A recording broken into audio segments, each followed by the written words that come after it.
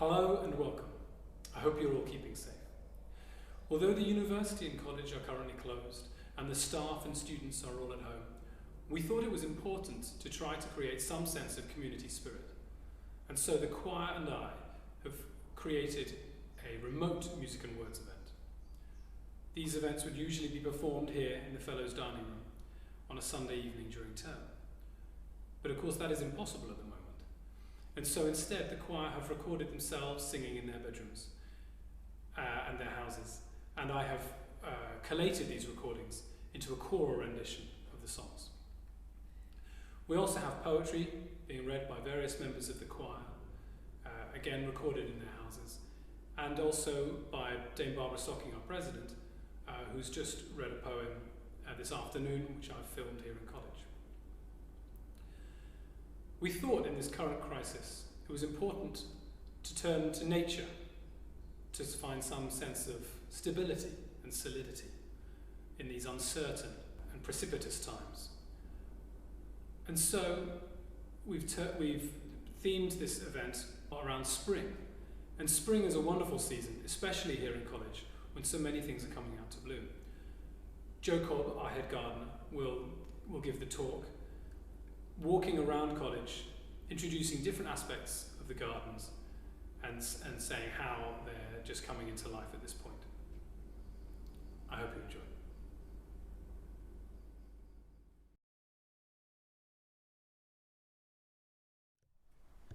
I've chosen to read a poem by William Wordsworth called I Wandered Lonely as a Cloud, and it was written in the Lake District where he lived and when he saw a whole load of daffodils.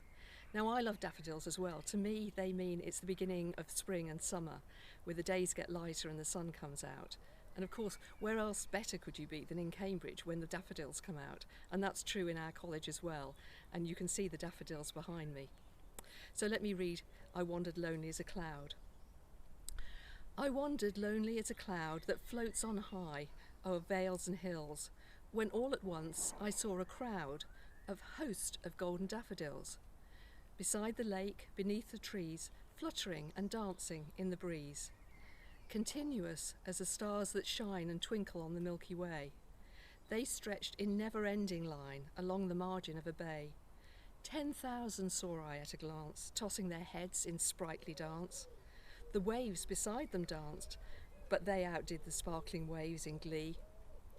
A poet could not but be gay in such a jocund company.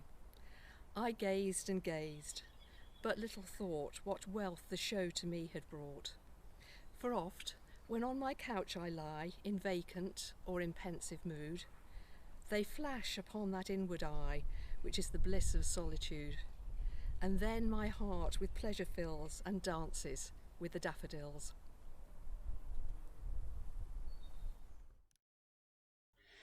Oh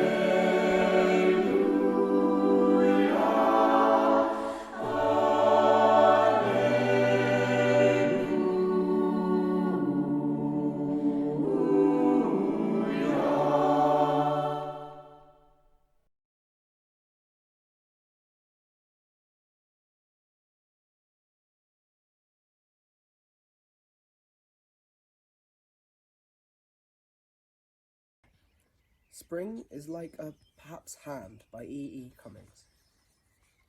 Spring is like a perhaps hand which comes carefully out of nowhere, arranging a window into which people look while people stare, arranging and changing, placing carefully there a strange thing and a known thing here, and changing everything carefully.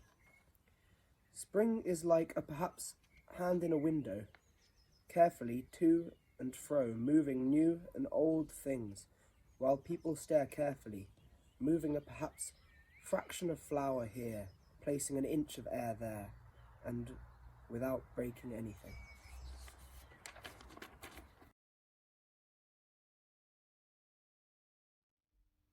Up by Margaret Atwood. You wake up, filled with dread. There seems no reason for it. Morning light sifts through the window. There is birdsong. You can't get out of bed. It's something about the crumpled sheets, hanging over the edge like jungle foliage, the terry slippers gaping their dark pink mouths for your feet. The unseen breakfast, some of it in the refrigerator you do not dare to open, you will not dare to eat. What prevents you? The future. The future tense, immense as outer space. You could get lost there. No, nothing so simple. The past.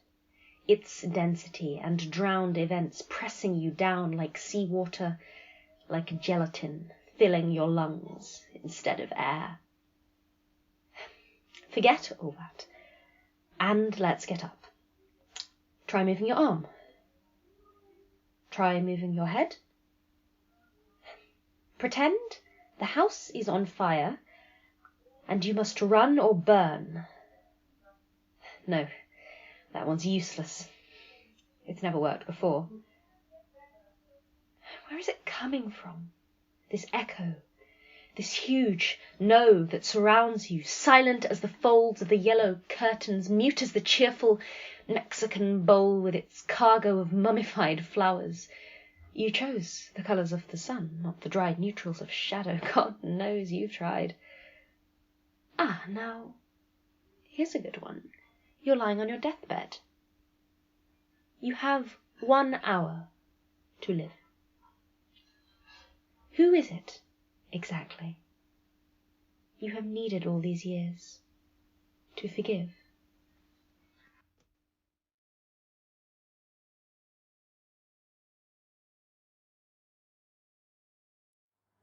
Oh, hello. We wanted to make a short video of the garden because some of you can't be here, and just want to let you know that things are carrying on as usual, and we're looking after the garden for you, and we're looking forward to you coming back in a Michaelmas term.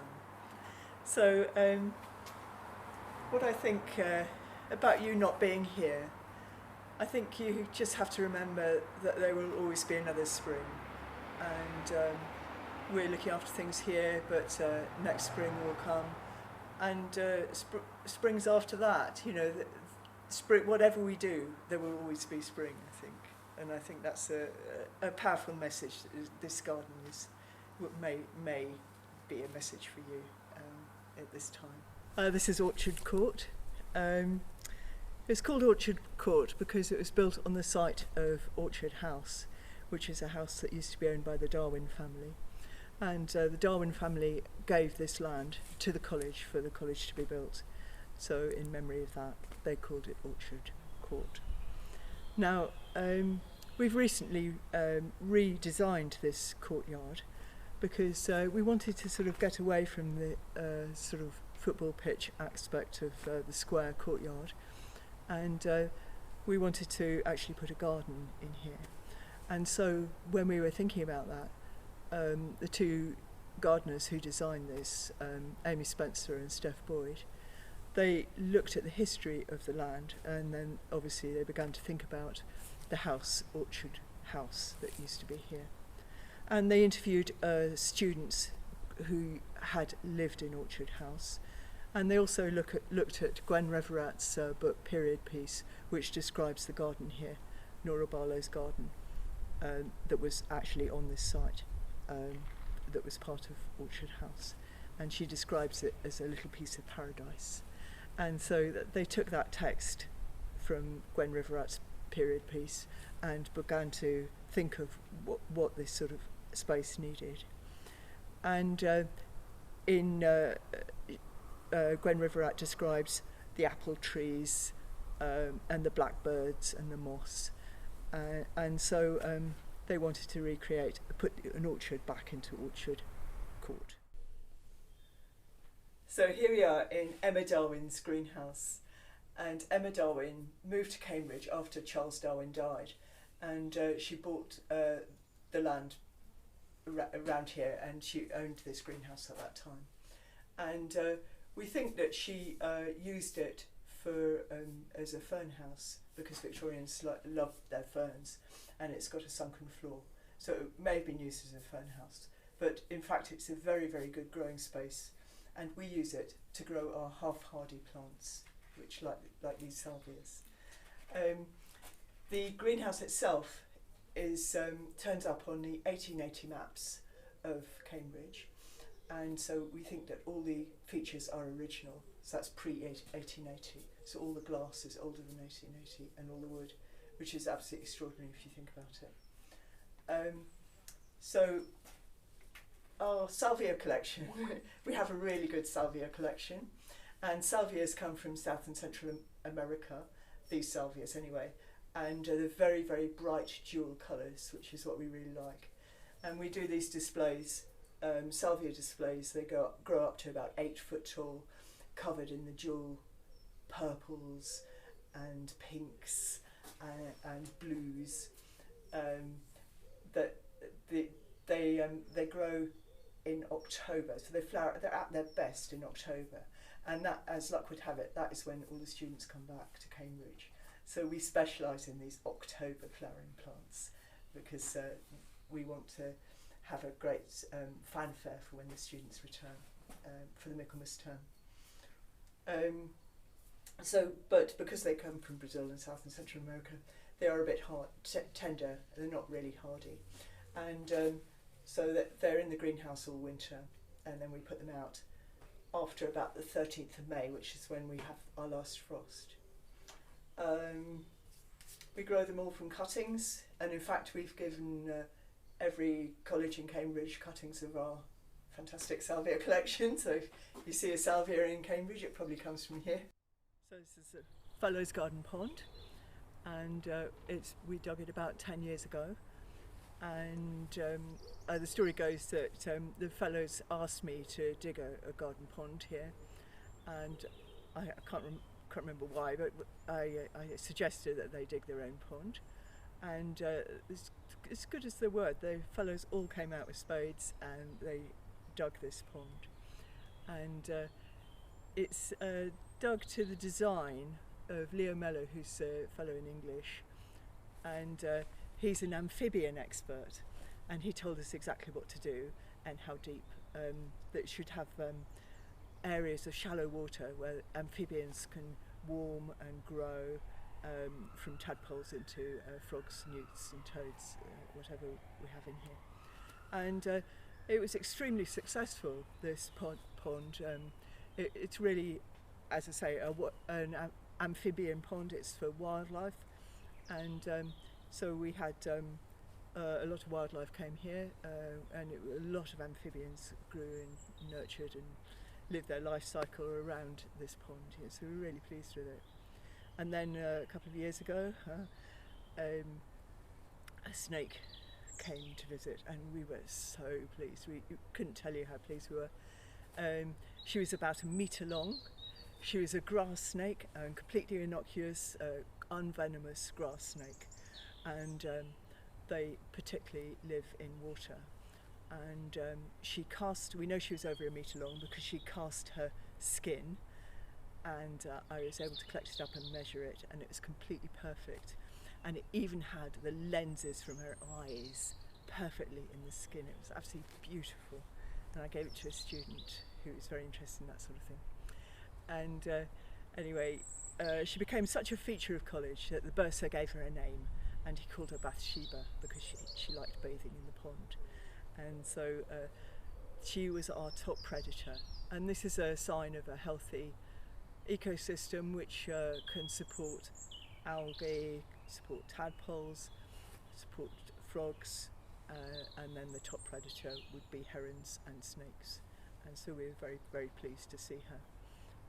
The next year we had her progeny, and we had several grass snakes in college then, and they were very beautiful things, so we were really pleased.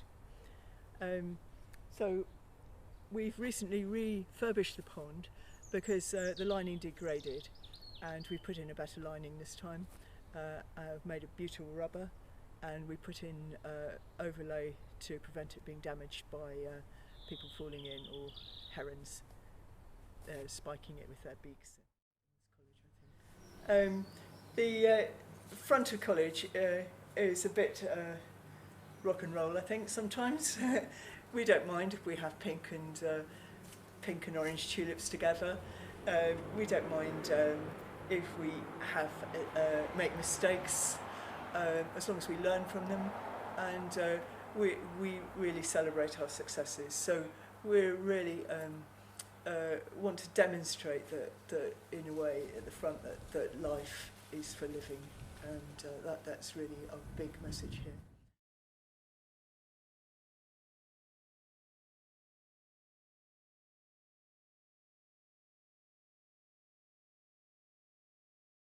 Spring by Amy Gersler. Gardens are also good places to sulk. You pass beds of spiky voodoo lilies and trip over the roots of a sweet gum tree, in search of medieval plants whose leaves, when they drop off, turn into birds if they fall on land, and coloured carp if they plop into water. Suddenly, the archetypal human desire for peace with every other species wells up in you, the lion and the lamb cuddling up, the snake and the snail kissing. Even the prick of the thistle, queen of the weeds, revives your secret belief in perpetual spring, your faith that for every hurt there is a leaf to cure it.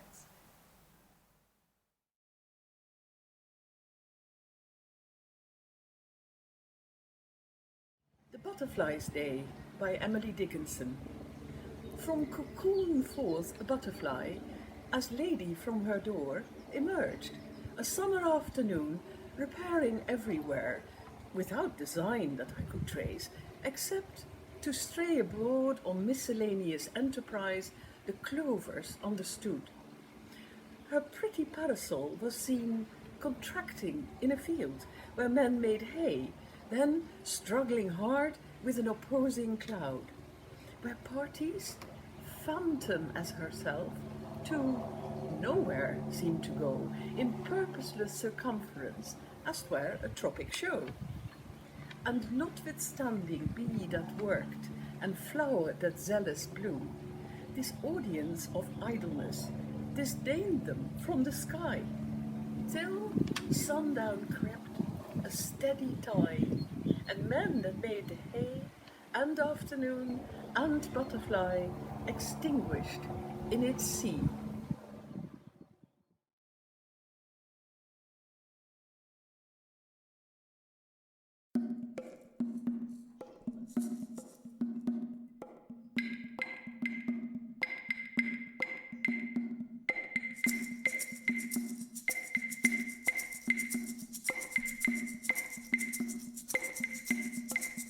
Singabahambayo tina kolomaba kekasinikaya izulwini.